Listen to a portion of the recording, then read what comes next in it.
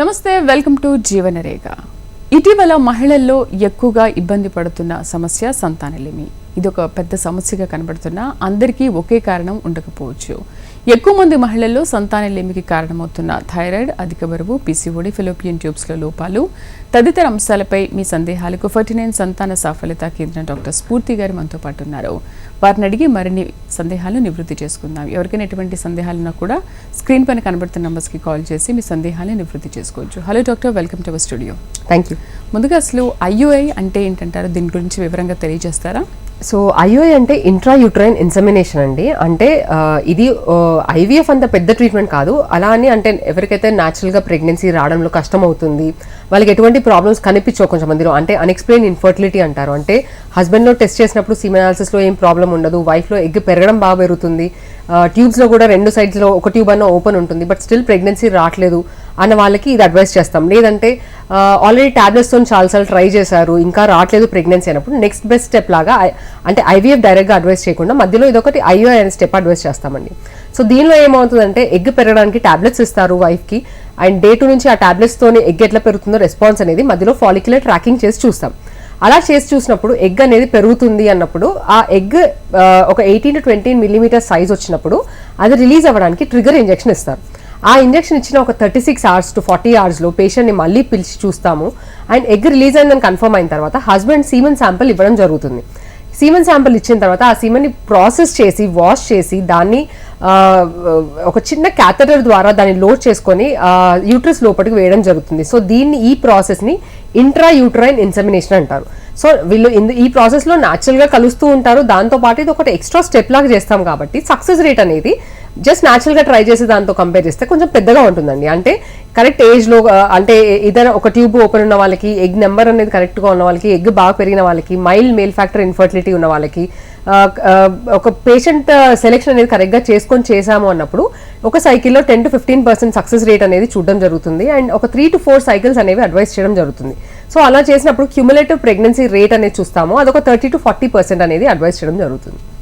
అంటే ఇప్పుడు ఎగ్స్ ఇన్ని ఉండాలి అని ఏమైనా ఉందా, ఎన్ని ఎగ్స్ ఉండాలి దాన్ని? సో చాలా ఇంపార్టెంట్ అండి, ఎగ్స్ కరెక్ట్ గా ఉందా అనేది చూసుకొని చేస్తాము. ఎందుకంటే ఎగ్ నెంబర్ ఆల్రెడీ తగ్గిన వాళ్ళలో ఈ చిన్న చిన్న ట్రీట్మెంట్స్ అనేవి అడ్వైస్ చేయడానికి ఉండదు. బికాస్ ఒక 40 years ఏజ్ పైబడిన వాళ్ళు వచ్చినప్పుడు వాళ్ళకి ఆల్రెడీ ఎగ్ నెంబర్ అనేది చాలా తక్కువగా ఉంటుంది. 37-38 years తర్వాత వాళ్ళకి 2-3 eggs ఉన్నప్పుడు నేను ఇంకా ఐయుఐ చేస్తాను, ఇంకా బికాస్ సక్సెస్ రేట్ అనేది దీనిలో తక్కువ ఉంటుంది కాబట్టి అలాంటి వాళ్ళకి డైరెక్ట్గా ఐవీఎఫ్ అడ్వైస్ చేస్తాం. సో ఎగ్ నెంబర్ అనేది నార్మల్గా ఉంది అనే వాళ్ళకి, ఆర్ అట్లీస్ట్ కొంచెం బార్డర్ లైన్లో అన్న ఉంది అన్న వాళ్ళకి ఇది అడ్వైస్ చేయగలుగుతామండి. ఆల్రెడీ ఎగ్ నెంబర్ చాలా తగ్గిన వాళ్ళకి జనరల్గా ఇది అడ్వైస్ చేయము. అయితే ఏ ఏజ్ వాళ్ళకి ఐయుఐ అనేది అవసరం అవుతుంది? అంటే ఇంకా అన్ని ప్రయత్నాలు చేసిన తర్వాత చివరిగా ఐయుఐని ప్రయత్నించాలి మనం? చివరిగా ఐయుఐ అనడానికి లేదండి. ఒకవేళ ఇందాక చెప్పినట్టు ఏజ్ వైజ్ చూసుకున్నట్టయితే ఒక 25 to 35 years ఏజ్ వరకు ఓకే అని చూస్తామండి. అంటే 25 years లోనే ఒక్కొక్కసారి ఎగ్ నెంబర్ చాలా తగ్గిన వాళ్ళు కూడా ఉంటారు.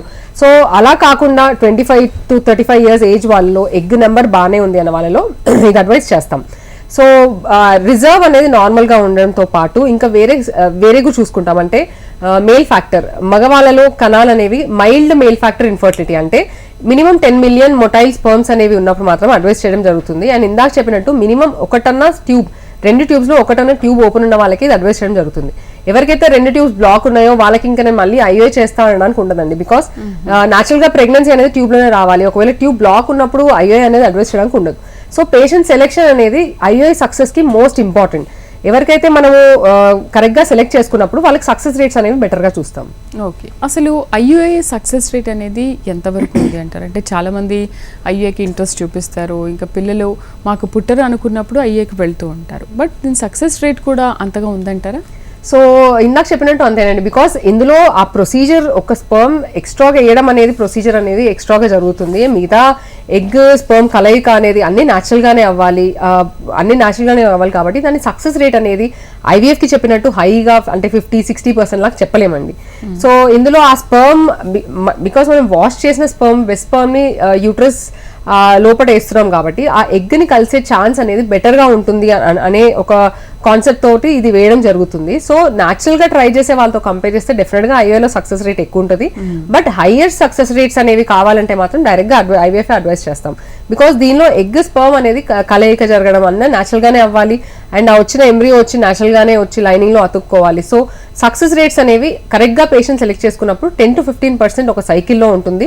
అండ్ క్యుములేటివ్ ప్రెగ్నెన్సీ రేట్స్ చూస్తే 30 to 40% ఉంటాయి. అదే ఒక 40 years పైబడి లేదంటే 35 years పైబడిన వాళ్ళకి సక్సెస్ రేట్ ఆటోమేటిక్ గా తగ్గిపోతూ ఉంటాయి. ఫస్ట్ కాల్ చూద్దాం. కొత్తగూడెం నుంచి జ్యోతి. హలో హలో జ్యోతి గారు, చెప్పండి మీ సమస్య ఏంటి?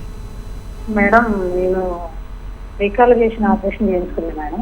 ఓకే మా పాప రీసెంట్లీ చనిపోయింది. ఓకే అయితే మళ్ళీ విక్రమంలో శ్యామల హాస్పిటల్లో చేయించుకున్నాం మేడం. మళ్ళీ అయితే మళ్ళీ ఇప్పుడు కూడా మా రీకాలికేషన్ అంటే రీఆపరేషన్ చేసుకున్నాం. ఓకే 2 years అవుతున్నారు. పీసీఓడి ప్రాబ్లం ఉందని చెప్తున్నారు. ఇప్పుడు రీకాలికేషన్ ఆపరేషన్ చేసుకున్నాక మళ్ళీ హెచ్ఎస్జీ చేశారమ్మా? చేశారండి. ట్యూబ్ టెస్ట్ లో ట్యూబ్ ఓపెన్ ఉందని చెప్పారా? న్యూట్రస్ అనేది చెప్పలేదు కానీ పీసీఓడి ఉందని చెప్తున్నారు. సో ఒకటి మీ ఇప్పుడు ఏజ్ ఎంత అండి? 36 అండి. సో 36 years అంటున్నారు, ఆల్రెడీ 2 years అవుతుంది సర్జరీ చేసుకొని కూడా అంటున్నారు. కాబట్టి జస్ట్ పీసీఓడి అని దాన్ని రూల్ అవుట్ చేయడం కాదండి. ఫస్ట్ ట్యూబ్స్ ఒకసారి ఇవాల్యుయేట్ చేసుకొని ట్యూబ్స్ అనేవి ఓపెన్ ఉన్నాయా లేవా అనేది చూసుకోవడము. అండ్ ఆల్రెడీ ఆపరేషన్ చేసి కూడా 2 years అవుతుంది బట్ స్టిల్ ప్రెగ్నెన్సీ రావట్లేదు అన్నప్పుడు మీ కండిషన్లో అంటే పీసీఓడి ఒకటేనా ఇంకా వేరేమైనా ప్రాబ్లమ్స్ ఉన్నాయా అనేది చూసుకొని దాన్ని బట్టి ట్రీట్మెంట్స్ అనేది అడ్వైస్ చేయాలమ్మా. ఇంకా డీలే చేయకపోవడం బెటర్, బికాజ్ ఆల్రెడీ 36 years అంటున్నారు. అండ్ ఇంకా డీలే చేశారంటే 37, 38 years దాటిన తర్వాత ఎగ్ నంబర్ తగ్గుతుంది అండ్ దాంతోపాటు క్వాలిటీలో కూడా ఇష్యూస్ ఉంటాయి. సో ఐడియల్గా ట్రీట్మెంట్ అనేది అంటే మీ కండిషన్లో ఇవాల్యుయేషన్ అనేది స్టార్ట్ చేసుకొని దాన్ని బట్టి ముందుకెళ్ళడం బెటర్. ఓకే, అంటే రీక్యాన్సిల్ తర్వాత జనరల్గా ఇలాంటి సమస్యలు తలెత్తే అవకాశం ఉంటుందా, థైరాయిడ్ కానీ ఇలాంటివి? సో బేసిక్లీ ఏంటంటే రీకెనలైజేషన్ ఆపరేషన్ అయిన తర్వాత రీకెనలైజేషన్ అది సక్సెస్ అయిందా లేదా అనేది చూసుకోవడం చాలా ఇంపార్టెంట్ అండి. ఎందుకంటే రీకెనలైజేషన్ ఆపరేషన్ చేసినంత మాత్రాన అందరికీ ట్యూబ్స్ ఓపెన్ అవుతాయి అనేది ఉండదు. అది ఒక 20 to 30% ఆఫ్ పీపుల్లో ట్యూబ్స్ అనేవి అసలు ఓపెన్ అవ్వకపోవడం అంటే ఆపరేషన్ ఫెయిలియర్ అవ్వడం అనేది కామన్గా ఎక్స్పెక్ట్ చేసే ప్రొసీజర్ సైడ్ ఎఫెక్టే అండి దాంతో. సో అది అయిందా లేదా అనేది అంటే ఆ ఓపెన్ అయిందా లేదా అనేది అప్పుడు ప్రొసీజర్ తర్వాత వెంటనే చెక్ చేస్తాం. దాంతోపాటు కొన్ని డేస్ తర్వాత మళ్ళీ చెక్ చేసి చూస్తాం. అంటే ఒక్కొక్కసారి ఓపెన్ అయినా కూడా మళ్ళీ ఆ ఫైబ్రోజ్ అయిపోయి ట్యూబ్ మళ్ళీ మూసుకుపోయే రిస్క్ ఉంటుంది. సో డెఫినెట్గా అది కన్ఫర్మ్ చేసుకొని దాన్ని బట్టి ముందుకెళ్ళడం అనేది చాలా ఇంపార్టెంట్. అండ్ ఇంకొకటి ఏంటంటే ఊరికనే రీకనలైజేషన్ ఆపరేషన్ అయిపోయింది న్యాచురల్గా వస్తుందని కాదండి, ఆపరేషన్ అయిన తర్వాత మిగిలిన ట్యూబ్ లెంత్ ఎంత ఉంది అనేది కూడా చాలా ఇంపార్టెంట్ చూసుకోవడం. ఆ ట్యూబ్ అనేది చాలా చిన్నగా ఉంది అండ్ ఆపరేషన్ చేసిన తర్వాత చాలా ఆ tubo anatomy normal tubo ovarian anatomy అంటారు, అది డిస్టార్ట్ అయింది అంటే సక్సెస్ రేట్స్ కొంచెం తక్కువగానే ఉంటాయని ఎక్స్పెక్ట్ చేయొచ్చు. సో వాళ్ళని కౌన్సిల్ చేయడం అనేది చాలా ఇంపార్టెంట్ పేషెంట్స్. అంటే ఆల్రెడీ ఒక చైల్డ్ ఉన్న తర్వాత ఇలా రీక్యాన్ చేయించుకుంటే వాళ్ళకు కూడా ఇంకోసారి సంతానలేమి సమస్య తలెత్తే అవకాశం ఉంటుందా? నార్మల్గా అందుకనే ఒక ప్రెగ్నెన్సీకి జనరల్గా అసలు ట్యూబెక్టమీ అనేది అడ్వైస్ చేయమండి. జనరల్గా 2 babies తర్వాత ప్లాన్ చేస్తాము. బట్ కొంతమంది ఒకటే బేబీ తర్వాత ప్లాన్ చేసుకుంటారు, అంటే మళ్ళీ ప్రెగ్నెన్సీ వద్దనుకొని ఆపరేషన్ చేయించుకుంటారు ట్యూబెక్టమీ ఆపరేషన్. బట్ కొన్ని ఇయర్స్ తర్వాత మళ్ళీ చేంజ్ ఆఫ్ ప్లాన్స్, వాళ్ళు మళ్ళీ ఇంకొక బేబీ ప్లాన్ చేద్దాం అనుకున్నప్పుడు మళ్ళీ రీకనలైజేషన్ ఆపరేషన్ అంటారు. So recanalisation operation success rates అంటే ఎటువంటి వాటికి ఇంపార్టెంట్ అనేది అసలు సర్జరీ ఎలా చేశారు, ఫస్ట్ ట్యూబెక్టమీ అనేది ఎలా చేశారు అనేది మోస్ట్ ఇంపార్టెంట్ అండి. ఆ ట్యూబెక్టమీ అనేది లాప్రోస్కోపీలో చేశారంటే సక్సెస్ రేట్స్ కొంచెం బెటర్గా ఉంటాయి. బికాస్ ఆ క్లిప్స్ వేయడము లేదంటే రింగ్స్ వేయడం అనేది చేశారు కాబట్టి ట్యూబ్ డ్యామేజ్ అనేది ఎక్కువ ఉండదు అండ్ రెమినెంట్ అనేది బెటర్గా ఉంటుంది. లేదు ట్యూబెక్టమీ అనేది ట్యూబ్ని కట్ చేసి ఆ పార్ట్ని చాలా చిన్నగా చేశారన్నప్పుడు సక్సెస్ రేట్స్ తక్కువ ఉంటుంది. అండ్ ఎన్ని ఇయర్స్ అవుతుంది ఆపరేషన్ అయ్యేది కూడా చాలా ఇంపార్టెంట్ అండి. ఆ ఆపరేషన్ అయ్యి చాలా ఎక్కువ ఏళ్ళు అయినప్పుడు ట్యూబ్ అనేది ఆ మిగిలిపోయిన ట్యూబ్ అంతా చాలా గట్టిపడిపోయి ఫైబ్రోజ్డ్ అయిపోతుంది. సో వాళ్ళకి సక్సెస్ రేట్స్ అనేవి తక్కువగా ఉంటాయి. సో ఇలా కొన్ని కండిషన్స్ చూసుకొని ఇందాక చెప్పినట్టు ఆ ట్యూబ్ సర్జరీ తర్వాత ఎంత లెంత్ మిగిలింది, ఈ అన్ని బేసిస్ మీద సక్సెస్ రేట్స్ అనేది డిపెండ్ అయి ఉంటాయి.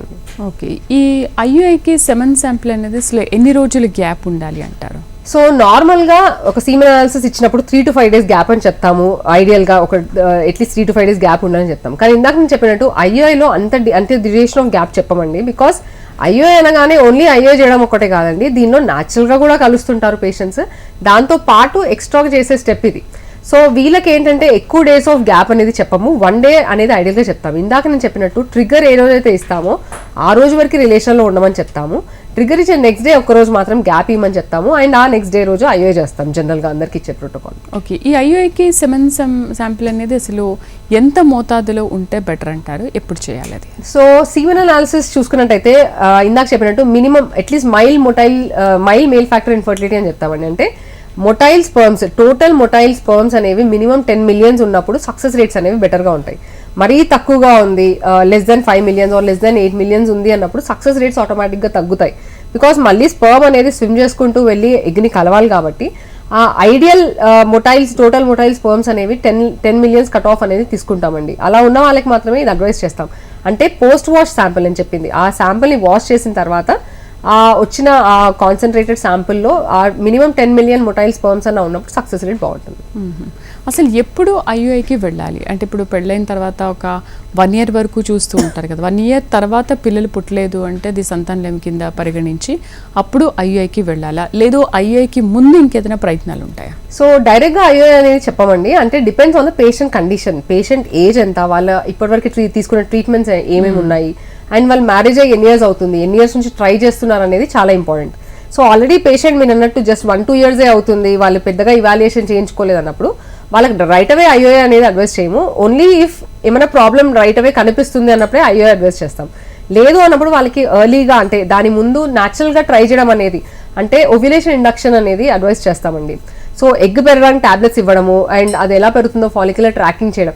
అంటే మేల్ ఫ్యాక్టర్ నార్మల్గా ఉంది, ట్యూబ్స్లో ఒక ట్యూబ్ అన్నా బాగుంది, స్పర్మ్ ఎగ్ కౌంట్ అనేది బాగుంది, ఎగ్ పెరగడం అన్నీ బాగున్నాయి, ఇవన్నీ బాగున్నాయి అన్నప్పుడు ఈ ఓవ్యులేషన్ ఇండక్షన్ అనేది ఒక 6 cycles అనేది అడ్వైస్ చేస్తాము.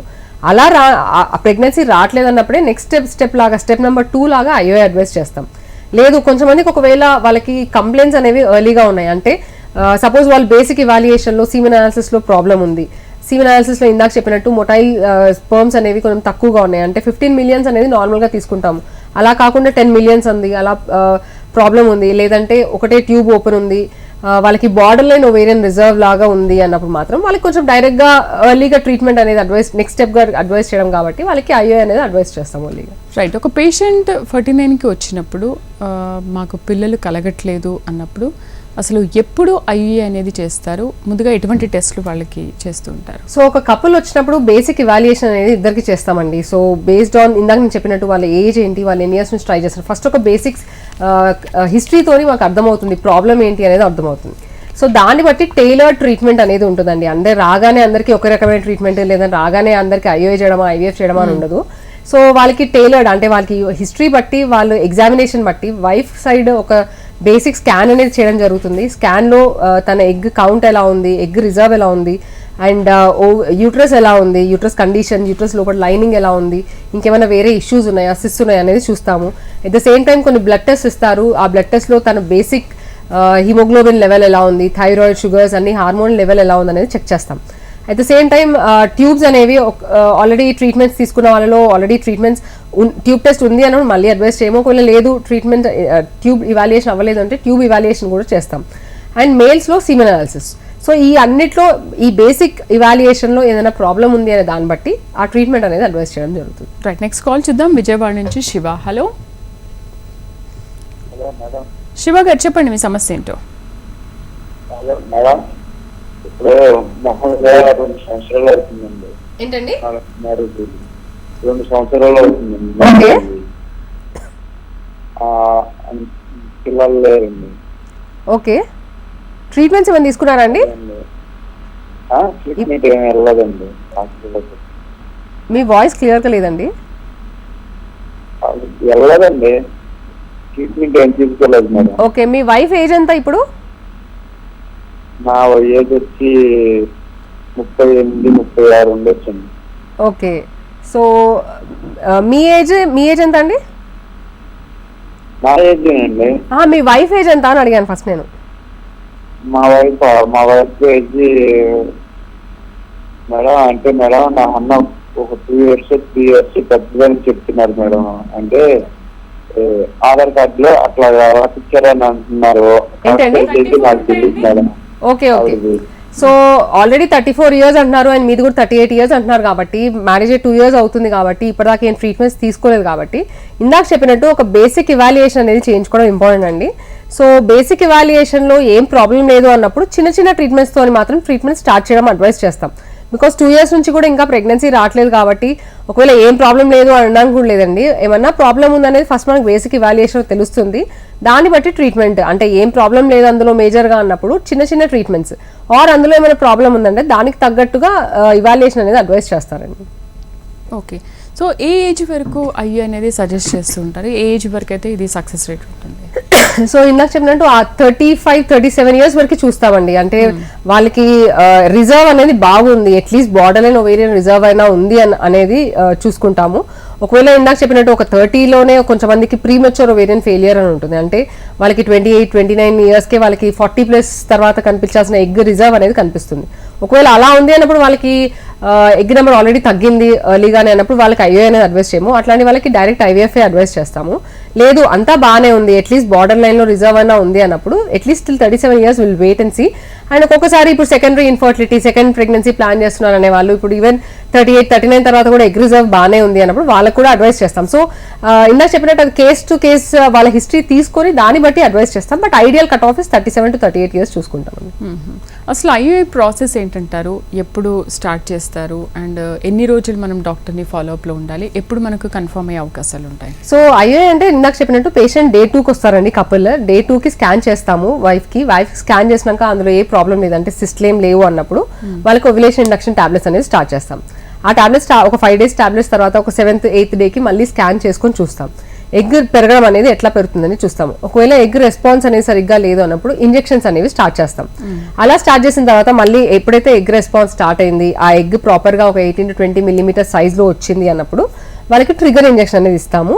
అండ్ అది ఇచ్చిన 36 hours ఐఓఐ అనేది అంటే ఎగ్ రిలీజ్ అయిందని కన్ఫర్మ్ చేసుకొని ఐఓఐ చేస్తాం.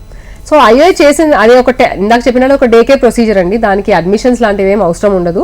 పేషెంట్ అనస్థీషియా అట్లేమి ఉండదు. ఒక మార్నింగ్ ఫుల్ బ్లాడర్లో వస్తారు పేషెంట్ అండ్ హస్బెండ్ శాంపిల్ ఇచ్చాక ప్రాసెస్ చేసి within half an hour దాన్ని ఇంట్రాయూటరైన్ ఇన్సెమినేషన్ చేయడం జరుగుతుంది. అలా చేసిన తర్వాత ఒక 10 minutes పేషెంట్ పడుకుంటారు. దాని తర్వాత లేచి తన రెగ్యులర్ డే-to-day వర్క్ చేసుకోవచ్చండి. బెడ్ రెస్ట్ అనేది అసలు అబ్సల్యూట్లీ నాట్ రిక్వైర్డ్. లీవ్స్ తీసుకోవాలని చాలా మంది డౌట్స్ వస్తాయి. అట్లాంటిది ఏం అవసరం లేదండి. రెగ్యులర్గా వాళ్ళు ఎలా ఉంటారో అలానే ఉండొచ్చు అండ్ న్యాచురల్గా కూడా రిలేషన్లో ఉంటారు. ఒకటే ఎక్స్ట్రా స్టెప్ ఏంటంటే వాళ్ళకి టాబ్లెట్స్ అనేవి ఎక్స్ట్రాగా ఉంటుంది. అంటే ఒక 14 days టాబ్లెట్స్ లూటియల్ సపోర్ట్ అని పెడతాం. సో ఆ టాబ్లెట్స్ తీసుకోవడం మాత్రం మోస్ట్ ఇంపార్టెంట్. ఆ టాబ్లెట్స్ తీసుకున్న తర్వాత ఒక 14 days తర్వాత టెస్ట్ అనేది చేసుకోమని చెప్తాం. ఇంట్లోనే యూరిన్ ప్రెగ్నెన్సీ టెస్ట్ చేసుకోవచ్చు. ఆ టెస్ట్ పాజిటివ్ వచ్చిందంటే మాత్రం వెంటనే కలవమని చెప్తాము. అండ్ ఒకవేళ నెగటివ్ వచ్చిందంటే మళ్ళీ టాబ్లెట్స్ అనేది స్టాప్ చేశాక పీరియడ్స్ వస్తాయి. సో ఇది నార్మల్గా చేసే వాళ్ళకి చెప్పేది. So most important is rest అనేది అసలు అడ్వైస్ చేయము. ఎటువంటి స్పెషల్ ప్రికాషన్స్ కూడా ఎక్స్ట్రాగా అవసరం ఉండదు. నెక్స్ట్ కాల్ చూద్దాం. వీరేష్ కర్నూలు నుంచి. Hello hello right, call cut అయిపోయినట్టుంది. సో దీనికి పర్టికులర్గా ఫుడ్ హ్యాబిట్స్ నెక్స్ట్ కాల్ చూద్దాం. శ్రీనివాస్ లైన్లో ఉన్నారు. Hello hello, good afternoon madam. Good afternoon, చెప్పండి మేడంతో మాట్లాడచ్చు? చెప్పండి సార్. మేడం, నాకు 2019 మ్యారేజ్ అయింది మేడం. అంటే నియర్లీ 5 years అవుతుంది మేడం. ఓకే. అంటే యాక్చువల్ గా నేను 2-3 దగ్గర హాస్పిటల్స్ వెళ్తే ఏంటంటే వాళ్ళు కౌంట్ నీళ్ళు అని చెప్పేసి అన్నారు. ఓకే. మా వైఫ్ మాత్రం అన్ని ఓకే. తన వైపు ఆ ఎగ్ రిలీజ్ అవ్వటం కానీ అన్ని ఓకే. ఓకే. అంటే ఇప్పుడు నేను ఐవీఎం కాకుండా నార్మల్ గా మేము ట్రై చేయలేమంటారా? So first of all count nil వచ్చింది అంటే అసలు ఎందుకు వచ్చింది అనేది టెస్ట్ చేసుకోవాలండి. కొన్ని హార్మోన్ టెస్ట్ ఉంటాయి, కొన్ని జెనెటిక్ టెస్ట్ ఉంటాయి. ఎందుకంటే మగవాళ్ళలో ప్రొడక్షన్ అనేది కంటిన్యూస్గా ఉండాలి. అలా ఒకవేళ 0 వచ్చింది అని అంటే ఏ ప్రాబ్లం అనేది చూసుకోవాలి. అంటే ప్రొడక్షన్లోనే ప్రాబ్లమా లేదంటే బయటికి వెళ్ళే వేలో ఎక్కడైనా అబ్స్ట్రక్షన్ ఉందా అనేది టెస్ట్ చేసుకోవడం ఇంపార్టెంట్ అండి. సో దాని బేసిస్ మీద ఒకవేళ అబ్స్ట్రక్షన్ ఉంది ఎక్కడన్నా అంటే దానికి రిలేటెడ్ సర్జరీ చేస్తే స్పర్మ్స్ దొరికే ఛాన్సెస్ ఉంటుంది. అండ్ మీ ఓన్ ప్రెగ్నెన్సీ, మీ ఓన్ స్పర్మ్స్తోని ప్రెగ్నెన్సీ ప్లాన్ చేయొచ్చు. లేదు అట్లా 0 వచ్చింది రిపీటెడ్గా అట్లనే వస్తుంది అంటే ఊరికనే న్యాచురల్గా ట్రై చేయడం అనేది ఉండదండి. దానికి ఇవాల్యుయేషన్ చేయించి దాన్ని బట్టి స్పర్మ్స్ అంటే సర్జికల్ స్పర్మ్ రిట్రీవల్ టెక్నిక్స్ ఉంటాయి. అంటే టీజే, మైక్రోటీజే అని ఉంటాయండి. సో అలాంటివి ప్రొసీజర్స్ ద్వారా ప్రెగ్నెన్సీ ప్లాన్ చేయొచ్చా లేదా అనేది ఆ రిపోర్ట్స్ చూసి ఎంత ఛాన్స్ ఉందనేది చెప్తారు. ఫుడ్ హ్యాబిట్స్ ఏమైనా చేంజ్ చేసుకోవాలా అండ్ రెగ్యులర్ ఎక్సర్సైజ్ లాంటివి ఫాలో అవ్వాలా ఏంటి? అంటే ఐఏ ట్రీట్మెంట్ తీసుకునే టైంలో. ఓకే, సో అదే అండి, చాలా మంది పేషెంట్స్ కి డౌట్ ఉంటుంది, వాళ్ళకి ఏమైనా స్పెషల్ డైట్ తీసుకోవాలా, రెస్ట్ తీసుకోవాలా, స్టెప్స్ ఎక్కొచ్చా అని. అలా ఇందాక చెప్పినట్టు ఏమీ ఎక్స్ట్రా ప్రికాషన్స్ ఉండవండి. వాళ్ళు రెగ్యులర్ గా వాడే స్టేర్స్ అయితే రెగ్యులర్ గా స్టేర్స్ ఎక్కడం చేయొచ్చు. అండ్ ఎటువంటి స్పెషల్ గా డయట్ అనేది ఏమి ఉండదండి. వాళ్ళకి ఇంట్లో చేసేటి healthy diet, balanced wholesome diet అనేది అడ్వైస్ చేస్తాము. అండ్ రెగ్యులర్ గా ఎక్సర్సైజ్ చేసే అలవాటు ఉంది అనే వాళ్ళకి అది కంటిన్యూ చేయమని చెప్తాము, ఏది స్టాప్ చేయొద్దని చెప్తాము. అండ్ యాక్చువల్గా యాక్టివ్గా ఉండమని కూడా చెప్తాము, అంటే అట్లీస్ట్ డైలీ మినిమం వాకింగ్ అన్నా చేయమని చెప్తాం. సో అది అండ్ మోస్ట్ ఇంపార్టెంట్ ఇస్ అదే బెడ్ రెస్ట్ అనేది. అంటే చాలా మంది ప్రొసీజర్ అవగానే 14 days ఏం చేయలేదండి, పడుకొని ఉన్నాము అని చెప్తారు. That is not at all advice. దాంతో సైడ్ ఎఫెక్ట్స్ చాలా ఎక్కువ ఉంటాయండి. ఓకే, ఆఫ్టర్ కన్ఫర్మేషన్ ఏంటి, అప్పటి నుంచైనా జాగ్రత్తలు మనం పాటించాలా? సో రెగ్యులర్ ప్రెగ్నెన్సీ వస్తే ఎలా ఉంటారో అలానే చెప్తామండి. ఎక్స్ట్రాగా దీనివల్ల ఏం ఉండదు. ఒకటి ఏంటంటే కొంచెం వాళ్ళకి స్కాన్స్ అనేవి కొంచెం ఫ్రీక్వెంట్ గా చేస్తుంటాము.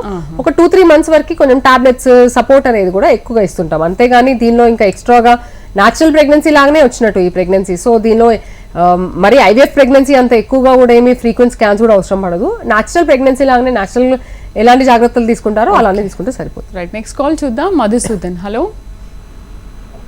హలో మేడం, నమస్తే మేడం. చెప్పండి మేడం, డాక్టర్ గారు చెప్పండి సార్. మేడం నమస్తే అండి, నేను ఖమ్మం నుంచి అండి. చెప్పండి సార్. మేడం, మా వైఫ్కి మా మ్యారేజ్ 7 years అవుతుంది మేడం. ఓకే, తన ఎగ్ క్వాలిటీ అనేది వస్తలేదని చెప్పాను మేడం. ప్రీవియస్ హాస్టల్స్ 2-3 హాస్టల్స్ నేను వెళ్ళాను. ఓకే, తన already diabetic patient madam. Okay, ఆ డయాబెటిక్ కూడా HbA1c 7 అట్లా ఉంటుంది మేడం. ఓకే, దానివల్లనే ఎగ్ అనేది క్వాలిటీ వస్తలేదని చెప్పేసి అంటున్నారు. ఎగ్ నంబర్ బాగానే ఉందని చెప్పారా అండి? మేడం నంబర్ బాగానే ఉందని చెప్పారా, ఓన్లీ క్వాలిటీలో ఇష్యూ అని చెప్పారా? ఆ క్వాలిటీ అనేది సైజ్ కూడా కరెక్ట్ గా డెవలప్మెంట్ కావాలి అని చెప్పేసి అన్నారు మేడం. అంటే యాక్చువల్లీ అసలు మనకి క్వాలిటీ అనేది ఐవీఎఫ్ చేస్తేనే క్వాలిటీ తెలుస్తుందండి. జస్ట్ బికాస్ ఆఫ్ ప్రెగ్నెన్సీ రావట్లేదని క్వాలిటీ లేదనడానికి ఉండదు. సో ఏమైనా పెద్ద ట్రీట్మెంట్స్ అంటే ఆల్రెడీ ఐవీఎఫ్ లో అట్లా ఏమైనా అయ్యాయంటేనే మనం ఆ ఎగ్స్ అనేవి బయటికి తీస్తాం కాబట్టి, డైరెక్ట్ మైక్రోస్కోప్ లో చూస్తాం కాబట్టి దాని క్వాలిటీ అనేది తెలుస్తుంది. అదర్వైజ్ స్కాన్ చేసినప్పుడు కానీ బ్లడ్ టెస్ట్ లో కానివ్వండి మనకి యాక్చువల్ క్వాలిటీ మనం చెప్పలేము. బట్ మీరు అన్కంట్రోల్ డయాబెటీస్ అంటున్నారు కాబట్టి దానివల్ల కూడా యాక్చువల్గా క్వాలిటీ తగ్గే ఛాన్సెస్ ఉంటాయి. కానీ జస్ట్ ఆ షుగర్ ఉంది కాబట్టి క్వాలిటీ తక్కువ ఉంది అని మాత్రం అనుకోవడానికి ఉండదు. ఇవాల్యుయేషన్ చేసుకొని first of all sugar control అనేది చాలా ఇంపార్టెంట్. అండ్ యాక్చువల్గా ఒకసారి స్కాన్ చేసుకొని ఎగ్ రిజర్వ్ ఎలా ఉందనేది చూసుకోవడం కూడా చాలా ఇంపార్టెంట్ అండి. బికాస్ ఎగ్ రిజర్వ్ అనేది తగ్గుతుంది అంటే మాత్రం వాళ్ళకి ప్రెగ్నెన్సీ ప్లాన్ చేయడానికి కొంచెం ఎర్లీగా వేరే అడ్వాన్స్ ట్రీట్మెంట్స్ ఏమైనా అవసరం ఉంటాయా అని చెప్పాలి. బికాస్ డయాబెటీస్లో ఈవెన్ మగవాళ్ళలో ఆడవాళ్ళలో కూడా వాళ్ళ క్వాలిటీలో డెఫినెట్గా ఇష్యూస్ చూస్తుంటాం. నెక్స్ట్ కాల్ చూద్దాం. కర్నూలు నుంచి వీరేష్, హలో. మేడం చెప్పండి వీరేష్ గారు. Good evening madam. Hello, good evening అండి, చెప్పండి సార్. మేడం, మాది మ్యారేజ్ 20 years అవుతుంది. ఓకే, మాకు ఇంకా సంతానం కలగలేదు. ఓకే, డాక్టర్ దగ్గర పోతే మా మిస్సెస్ కి అంతా బాగుంది. ఓకే, ఏజ్ ఎంత అండి తంది? మాది 40 మేడం. ఓకే, వైఫ్ ది కూడా 40 అండి? Wife 35 madam. ఓకే, నాకు ఫిమేల్ కౌంట్స్ తక్కువ ఉన్నాయని చెప్పినారు మేడం. ఓకే, దానికే మేడం. ఐవీఎఫ్ ట్రీట్మెంట్ ఏమైనా అడ్వైస్ చేశారండి ఇప్పటివరకు? లేదు మేడం, ఏం చేయలేదు. సో కౌంట్ తక్కువ ఉంది, 20 years అవుతుంది మ్యారేజ్ అయ్యి అంటున్నారు కాబట్టి ఇంకా డీలే అయితే అడ్వైస్ చేయమండి. బికాస్ డీలే చేస్తున్న కొద్దీ ఎగ్ నెంబర్, స్పర్మ్ కౌంట్ అన్ని తగ్గుతాయి తప్ప పెరగడానికి ఉండదు. సో ఇంకా డీలే చేశారంటే మీ వైఫ్లో కూడా ఎగ్ నెంబర్ అనేది తగ్గుతూ ఉంటుంది అండ్ క్వాలిటీలో ఇష్యూస్ ఉంటాయి. సో ఐడియల్గా 20 years మ్యారిటల్ లైఫ్ అండ్ స్పర్మ్లో కూడా నంబర్లో ఇష్యూ ఉందంటున్నారు కాబట్టి బేసిక్ ఎవాల్యుయేషన్ చేయించుకొని డైరెక్ట్గా ఐవీఎఫ్ వెళ్ళడం బెటర్ ఆప్షన్ లాగా కనిపిస్తుంది. బట్ బేసిక్ ఎవాల్యుయేషన్ తర్వాత. ఆఫ్టర్ కన్ఫర్మేషన్ ఐఐలో ఒకవేళ కన్ఫర్మేషన్ అయిన తర్వాత ఇప్పుడు అంతకుముందు కాలర్స్ చెప్పినట్టు షుగర్, బీపీ ఇలా ఉండొచ్చు, లేదంటే థైరాయిడ్, ఇతర సమస్యలు ఏదైనా ఉంటే ట్రీట్మెంట్ ఎలా ఉంటుంది దీనికి? సో ఫస్ట్ ఆఫ్ ఆల్ అందుకనే బేసిక్ ఎవాల్యుయేషన్ అదే చెప్పానండి. అందుకనే ఐఏ చేసే ముందే ఇలాంటి ప్రాబ్లమ్స్ ఏమైనా ఉన్నాయి అనేది ఐడెంటిఫై చేయడం అనేది అసలు ఐడియల్. అది ఒకవేళ అట్లా ప్రాబ్లం ఉంది అన్నప్పుడు ఆ సైకిల్ ఐఏ అనేది అడ్వైస్ చెయ్యము. జనరల్గా ఒక 1-2 months గ్యాప్ అన్న తీసుకొని ముందుకెళ్ళడం బెటర్. కానీ ఈ ప్రాబ్లమ్స్ అంటే హీమోగ్లోబిన్ లెవెల్ సరిగ్గా లేకపోవడం, థైరాయిడ్ అన్కంట్రోల్లో ఉండడం, షుగర్స్ అన్కంట్రోల్ ఉండడం, లేదంటే ఇంకేదైనా హార్మోనల్ అబ్నార్మాలిటీస్ ఉన్నాయన్నప్పుడు ఫస్ట్ వాటిని ట్రీట్ చేసుకొని ట్రీట్మెంట్ ఐఓఐ ట్రీట్మెంట్ కానివ్వండి, ఐవీఎఫ్ ట్రీట్మెంట్ కానీ స్టార్ట్ చేయడం బెటర్ అని చెప్తాం. బికాస్ ఒకసారి ప్రెగ్నెన్సీ వచ్చిన తర్వాత మళ్ళీ మనము ట్రీట్ చేయడం అనేది కొంచెం కష్టం. ప్లస్ దానిలో సైడ్ ఎఫెక్ట్స్ అంటే బేబీ మీద ఎఫెక్ట్ అనేది చాలా ఎక్కువ ఉంటుంది. ఇప్పుడు అన్కంట్రోల్ షుగర్స్ లేదంటే తక్కువ హిమోగ్లోబిన్ ఉన్న వాళ్ళలో అబార్షన్స్ అనేవి ఎక్కువగా చూస్తుంటాము.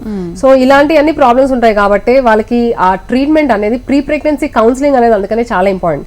ప్రెగ్నెన్సీ ప్లాన్ చేసే ముందే ఆ కౌన్సిలింగ్ అనేది అంటే ఈ ఇవాల్యుయేషన్ అనేది చేసుకున్నట్టయితే ఒకవేళ అబ్నార్మల్ ఉందంటే ఒక 2-3 సైకిల్స్ డిలే అయినా చేసి ఐవీఎఫ్ ప్లాన్ చేయడం బెటర్ అని చెప్తామండి. ఓకే, ఐఏఐలో చాలా మంది అంటుంటారు ట్విన్స్ పుడుతూ ఉంటారండి, ఎందుకని? సో ఐఓఐలో ట్విన్స్ అనేవి అంత ఎక్కువ ఉండదండి. ఐవీఎఫ్ లో జనరల్ గా ఎక్కువ ఉంటుంది. బట్ ఐఓఐలో కూడా ఒక్కొక్కసారి ఏంటంటే ఇందాక చెప్పినట్టు ఎగ్ పెరగడానికి టాబ్లెట్స్ పెడతాం దీనిలో మనం. సో ఓవ్యులేషన్ ఇండక్షన్ లో ఏమవుతుందంటే 1 or 2 eggs ఒక్కొక్కసారి వచ్చే ఛాన్స్ ఉంటుంది. సో 3 eggs అనేది కట్ ఆఫ్ తీసుకుంటాము. 3 కన్నా ఎక్కువ ఎగ్స్ ఉన్న వాళ్ళకి జనరల్ గా కొంచెం మందికి హైపర్ రెస్పాన్స్ అనేది ఉంటుంది. సో అలా 3 కన్నా ఎక్కువ ఎగ్స్ వచ్చిన వాళ్ళకి ఐఓఐ క్యాన్సిల్ చేస్తాము. బట్ 2 eggs ఉన్న వాళ్ళకి కంటిన్యూ కూడా చేస్తాము. సో అలా 2 eggs పెరిగి 2 eggs రిలీజ్ అయినప్పుడు ఒక్కొక్కసారి 2కి 2 వాళ్ళకి కన్సీవ్ అయ్యే ఛాన్స్ ఉంటుంది. సో కొంచెం కంపేర్ టు న్యాచురల్ ప్రెగ్నెన్సీతో కంపేర్ చేస్తే కొంచెం ఎక్కువ రిస్క్ ఉంటుందండి దీనిలో ట్విన్స్ రిస్క్ అనేది. రైట్ డాక్టర్ గారు, ఈరోజు ఐఏ అంటే ఏంటి, దానికి సంబంధించి ట్రీట్మెంట్ విధానాల గురించి అందరికీ చాలా చక్కగా వివరించారు. Thank you very much. Thank you. ఇది వాళ్ళ జీవనరేఖ కార్యక్రమం. మరొక అంశంతో మళ్ళీ కలుద్దాం. నమస్తే.